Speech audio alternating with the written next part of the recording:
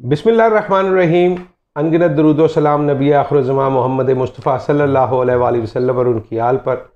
Power corridor series की नई video के साथ शहजाद अनवर फ़ारूकी आपकी खिदमत में हाज़िर। और जैसा कि हमने आपसे वादा किया था कि अब गैर हाज़िरी न करने की पूरी कोशिश करेंगे और इस दौरान आपके साथ ढेरों नए जो तज्ज़ियाकार हैं और जो समझने वाले हैं, मामलात पर नज़र रखने वाले दोस्त, अहबाब, सहाफ़ी, सियासतदान, उन सब को आपके सामने लेके आएंगे।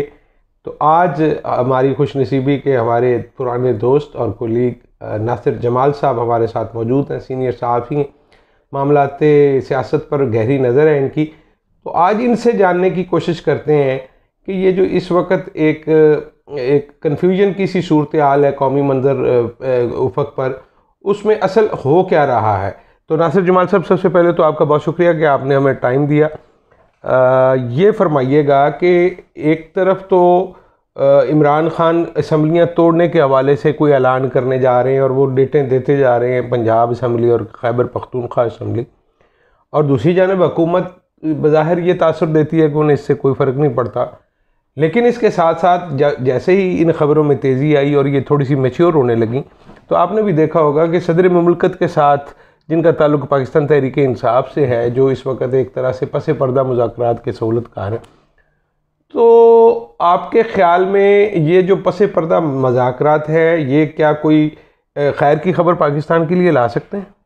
देखिए, इस वक्त सबसे बड़ा जो प्रॉब्लम है वो कहते हैं कि मुल्क में सियासी इस्तेकाम नहीं है और मुल्क सियासी अदम इस्तेकाम का शिकार है।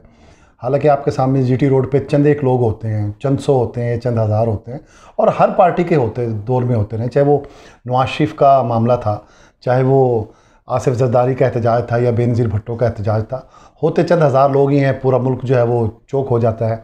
और सियासी तौर पे जो सरमायाकार हैं वो स्टेप बैक कर लेते हैं और मुल्क जो है पॉलिटिकली टर्मोइल में भी जाता है। और मईशत, जिसका कि आजकल पाकिस्तान को सबको पता है कि प्रॉब्लम में है। एक तरफ हमारे जो मौजूद सियासतदान हैं वो उनके हमले देखें तो महसूस होता है कि जी कि ये हुकूमत अपनी मुद्दत पूरी करेगी और इलेक्शन नहीं होंगे। लेकिन जो इतलात हैं, जिसे आपका प्रोग्राम का अनवान भी है, पावर कॉरिडोर्स की जो इतलात हैं, वहाँ पे ये है कि मुज़ाकरात हो रहे हैं और पसे पर्दा ठीक ठाक किस्म की उस पर पेशरफ्त है और एक ओपन माहौल होगा। ये नहीं है कि पहली दफ़ा ये शायद होने जा रहा है 71 के बाद कि एक बड़े खुले माहौल के अंदर एक इलेक्शन होगा। और जो लोग हैं, जो आपको पता है कि एस्टैब्लिशमेंट की मर्ज़ी के बगैर इस मुल्क में ये सियासतदान भी नहीं बैठते।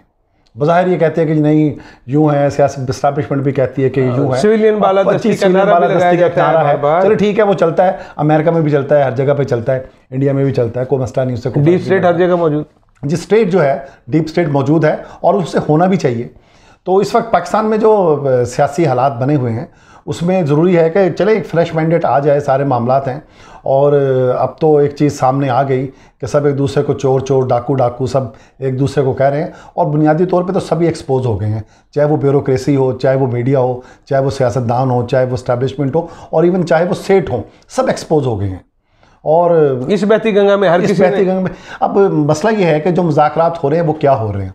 मुज़ाकरात ये हो रहे हैं कि अगर तो मियां नवाज शरीफ आते हैं, और जैसा कि नज़र आ रहा है कि अगर, आ रहे हैं। अगर से क्या मुराद, यही आप? हाँ जी, मैं अगर से मुराद ये है कि फिर इनका कोई ना कोई मामला तय होंगे डेफिनेटली। उनके आने का मतलब यही लिया जाएगा कि मामला तय हो गए जी, उनके आने का मामलात। और जैसे ही वो आएंगे और उनको जो रिलीफ है, जो वो चाह रहे हैं, रिलीफ उनको मिल जाएगा, वो अपनी कैंपेन चलाएंगे। उसके साथ ही असम्बलियाँ जो हैं वो डिज़ोल्व हो जाएंगी। और ज़्यादा इम्कान ये है कि अगर जनवरी के शुरू में असम्बली डिज़ोल्व हुई तो फिर ये हो सकता है कि रमज़ान से पहले इलेक्शन हो जाए। लेकिन ज़्यादा चांस जो नज़र आ रहा है वो ईद उल फितर के अगले पहले हफ्ते में या 10 दिनों के अंदर इंतखाबात ये लोग करवा लेंगे। तो फिर इसका मतलब ये है कि असम्बलियाँ जनवरी में जा रही हैं? जी, असम्बलियाँ जनवरी में जा रही हैं अभी तक की। और अगर इनके नवाज शरीफ के मामला तय ना पाए तो फिर PDM ज़ाहिर है आगे तक जाएगी। और जैसे जैसे दिन गुजरते जाएंगे, इमरान खान का प्रेशर क्योंकि बढ़ता जा रहा है, जो सोशल मीडिया जो एक पावर समझा जा रहा था, चीज़ें समझी जा रही थी, वहाँ पर अब सवालात उठ रहे हैं कि इमरान खान की जो पारसाई है उस पर भी सवालात उठ रहे हैं। बाकी सियासत का हमाम है, इसमें सभी नंगे हैं। नहीं, ये फरमाइएगा कि आपने एक बात की कि जनवरी के अंदर कहीं पे असम्बलियाँ आप डिज़ोल्व होते देख रहे हैं, या जो फार्मूला अंडरस्टैंडिंग जो फार्मूला जिस पे गुफ्तगू हो रही है उसके तहत ये जनवरी में असम्बलियाँ जा रही हैं, तो फिर तो ज़्यादा टाइम नहीं है हमारे पास। जी जी जी। अच्छा, लेकिन आपने कहा कि अगर मामला तय ना पाए तो फिर आगे चले जाएंगे मामला। तो मुझे ये बताइए कि आपके ख्याल में अगर खैबर पख्तूनख्वा की असम्बली तहलील हो जाती है और पंजाब की असम्बली या तो तहलील हो जाती है या दूसरी सूरत में पीटीआई के लोग वहाँ से मुस्ताफ़ी हो जाते हैं, और कौमी असम्बली से और सिंध असम्बली से, और अगर बलूचिस्तान में मुझे नहीं याद पड़ता उनका कोई बंदा है या नहीं है पीटीआई में, पीटीआई की टिकट पर, और अगर वो सारे के सारे बैक वक्त मुस्ताफ़ी हो जाते हैं, तो फिर इस पॉलिटिकल सिस्टम की लेजिटिमेसी पर सवाल खड़े नहीं होंगे, या उसका ये मुझे ये बताइए कि उसके पल्ले क्या रह जाएगा? नहीं, आप लेजिटिमेसी की बात ना करें, आप बात इखलाकियात की करें, बात जमहूरी रवायात की करें। जहाँ तक आइन है, कॉन्स्टिट्यूशन तो उस पर कोई पाबंदी नहीं लगा। ठीक है, दुरुस्त है। कॉन्स्टिट्यूशन तो कहता है कि ठीक है जी, बंदे मुस्ताफ़ी हुए हैं और इलेक्शन करा दें। और ये हमारे यहाँ या इंडिया में देखें, वहाँ पर सूबाई असम्बलियों के इंतखाबात, उनके रियासतों के इंतखाबात अलग से चल रहे होते हैं, और एक पूरा सिस्टम है, एक मरहले में इंतखाबात नहीं होते। साहब, हम इस इंतखाबात, लेकिन जो मसला, मैं कथा कलामी के लिए मैं आपसे समझने की कोशिश कर रहा हूँ, और आपके ज़रिए हमारे दोस्त भी समझने की कोशिश कर रहे हैं कि हम क्यों इलेक्शन की तरफ जा रहे हैं, जनवरी में, फरवरी में, या अक्टूबर में, या जब भी हम ये चाह रहे हैं कि सिस्टम स्टेबल हो जाए, मुल्क आगे बढ़े, हम जहाँ फंसे हुए हैं यहाँ से निकले। बिल्कुल। आपके ख्याल में अगर आप पीटीआई को ताकत के ज़रिए या किसी भी ज़रिए से अगर आप उनको दबा लेते हैं, आप उनको वो नहीं देते जो वो मांग रहे हैं, तो स्टेबल हो जाएगा मुल्क? नहीं, आप करा लेंगे। आपने दुरुस्त कहा, कानूनी तौर पर आप। दूसरी तरफ तो फिर ये सूरत हाल है कि इमरान खान कहता है कि अगर मैं हूं तो सब कुछ है, अगर मैं नहीं हूं तो कुछ भी नहीं है। ये दुरुस्त है, बदकिस्मती से। परसों एक JUI के दोस्त से बात हो रही थी, तो वो हंसते हुए मुझे कहने लगा कि यार ये हर जगह पे, हर पार्टी में यही सूरत हाल है। और वो कहने लगे कि अगर हम JUI 200 सीटें जीत जाए और मौलाना का ख़ानदान इलेक्शन हार जाए तो हम कहेंगे इलेक्शन फेयर एंड फ्री नहीं थे। यार, आप तो एक बात बड़ी लंबी बात ले गए। आपका तो अपना जो प्रेस क्लब का इलेक्शन है, उसमें भी अगर एक कैंडिडेट जो कि किसी पैनल को लीड कर रहा हो वो ना जीते, तो वो बाकी लोगों की गिनती भी करवाने पर आमादा नहीं होता।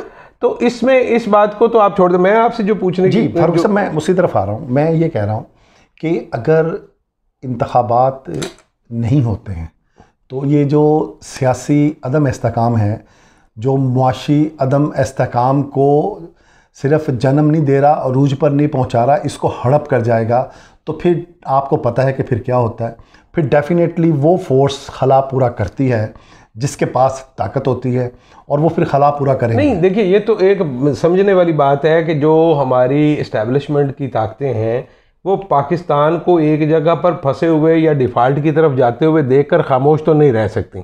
उनके पास एक फिर इखलाकी जवाब भी आ जाएगा। सियासतदानों को मौका दे रहे हैं। आप अगर सियासतदान आपस में बैठ के मामला तय नहीं कर सकते, तो आप ये फरमाइएगा कि आपके नज़दीक जब ये फार्मूला अगर तय नहीं पाता तो उसके बाद होगा क्या? अगर आपने इस्टेब्लिशमेंट को ले लिया तो फिर इसके बाद 2-3 साल के लिए भूल जाए इलेक्शन वगैरह। देखें, एक तो जो अल्लामा इकबाल का शेर है कि मौज है दरिया में और बैरून दरिया कुछ नहीं, ये सियासतदानों को समझना चाहिए। ठीक, कि अगर सिस्टम होगा तो इनके हलवे बांडे चलते रहेंगे, चीज़ें जैसे भी चल रही हैं ये चलती रहेंगी। दुनिया के एक फेस सेविंग है दिखाने के लिए कि डेमोक्रेसी का निज़ाम है, चीज़ें हैं। और दूसरी बात ये है कि ये निज़ाम रहेगा तो अवाम को तो रिलीफ मिलने वाला नहीं है। आपने देख लिया कि किसी डेमोक्रेसी में कोई रिलीफ नहीं मिलता। अगर अवाम, इस मुल्क में बदकिस्मती है कि अगर इस मुल्क में जो आम आदमी अगर ठीक रहता है, उसके ऊपर कम प्रेशर होता है, मुआशी तौर पे सस्टेन कर जाता है, तो अभी तक तीनों फ़ौजी अदवार रहे हैं। और किसी पॉलिटिकल एतबार में आप देख लें, फ़ौजी एतबार में आप डॉलर देखेंगे, अयूब खान का माशाल्लाह देख लें, आप ज़िया उल हक का माशाल्लाह देख लें, मुशर्रफ का माशाल्लाह देख लें, उसमें डॉलर एक जगह पे सस्टेन रहता है। और जैसे डेमोक्रेटिक गवर्नमेंट आती है तो डॉलर को पर लग जाते हैं, फ्लक्चुएशन। जी, आप देखें कि 85, मैं तो जब ज़ाहिर है 85 वाला हमने देखा है कि कैसे मोहतरमा बेनज़ीर भुट्टो जो है 8 रुपये से 13 रुपये पे डॉलर लेके गई थी, फिर नवाज शरीफ 13 से 25 पे लेके गए, फिर मोहतरमा आई 13 से वो कोई 30, 31, 32 के ऊपर, ये हमारी आंखों के सामने ही बड़ा सारा, फिर वो 50 से ऊपर नवाज शरीफ के होते हुए चला गया, और मुशर्रफ ने फिर स्टेबल रखा डॉलर को, ठीक जैसे भी हुआ। बहरहाल अब जो ये सूरत हाल बन रही है, इस सूरत हाल में ज़रूरी है कि तमाम जो पॉलिटिकल फोर्सेस हैं उनको समझना चाहिए कि सिस्टम को वो मजबूत करें, और सिस्टम से मुराद है कि पार्लियामेंट को मजबूत करें।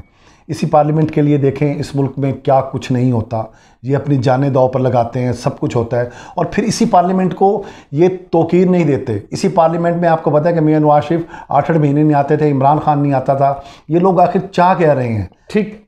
ख़वातीन व हज़रात, आपने नासिर जमाल साहब की मौजूदा ऐसे मुज़ाकरात जिनकी बाबत कोई इकरार करता है कि हो रहे हैं और कुछ कहते हैं नहीं हो रहे, आपने उनकी राय सुनी। इसको कंक्लूड करने से पहले एक छोटा सा लतीफ़ा, और इसकी अगर आप मौजूदा वाक़यात और किरदारों के साथ कोई मुमासलत तलाश कर पाएँ तो उसके लिए मेरा कोई ज़िम्मा नहीं है। ये नाज़रीन आपकी अपनी क़ुव्वत तख़य्युल पर है कि आप इस वाक़े या इस लतीफ़े को किस तरह से लेते हैं। एक ट्रक ड्राइवर जो है वो बहुत हैवी लोड के साथ किसी शहर में सप्लाई देने जा रहा था, तो शहर से थोड़ा पीछे वो ट्रक एक जगह पे फंस गया। वो ट्रक फंस गया तो उसने पहले तो ख़ुद कोशिश की, फिर गुज़रने वालों को रिक्वेस्ट की कि ज़रा धक्का लगवा दें, ये कर दें। ट्रक नहीं निकला। उसने अहले शहर को इतला दे दी कि भैया आपका ट्रक फंस गया, आपकी सब्ज़ियाँ, अंडे, दालें वगैरह जो है वो इसमें पड़ी हुई हैं, तो इसको आके आप ज़रा। तो वो उन्होंने पहले ट्रक लाया, उसको खींचने की कोशिश की, फिर 2 ट्रक लाए, फिर 2 ट्रक लगाए, लेकिन वो निकल के ही नहीं दिया वो ट्रक। तो वो एक साहब ने देखा कि वो जो ड्राइवर इसको ला के वहाँ खड़ा करने का जिम्मेदार था, वो एक साइड पे खड़ा आराम से सिगरेट पी रहा था, कश लगा रहा था। तो वो बंदे ने जाके पूछा कि यार इधर पूरा शहर परेशान है, ट्रक तेरा फंसा हुआ है और तू इधर खड़ा सिगरेट पी रहा है। तो उसने बड़े इत्मीनान से अगला कश लगाया और उसने कहा ट्रक साका फसावे ते निकल जावे, ये हो नहीं सकता। ख़वातीन व हज़रात, अपना बहुत सारा ख्याल रखिएगा, और हमें अगर हमारी ये वीडियो आपको पसंद आए तो इसको लाइक शेयर भी कीजिएगा और सब्सक्राइब भी कीजिएगा। अगली वीडियो में नासिर जमाल साहब से कुछ और जानने की कोशिश करते हैं, वो भी यकीनन आपकी मर्ज़ी और आपकी पसंद के हवाले से वो प्रोग्राम हम तरतीब देने की कोशिश करते हैं। तो आपके दिलचस्पी के मज़ीद मौज़ूआत आपके सामने लाएंगे। अल्लाह हाफ़िज़।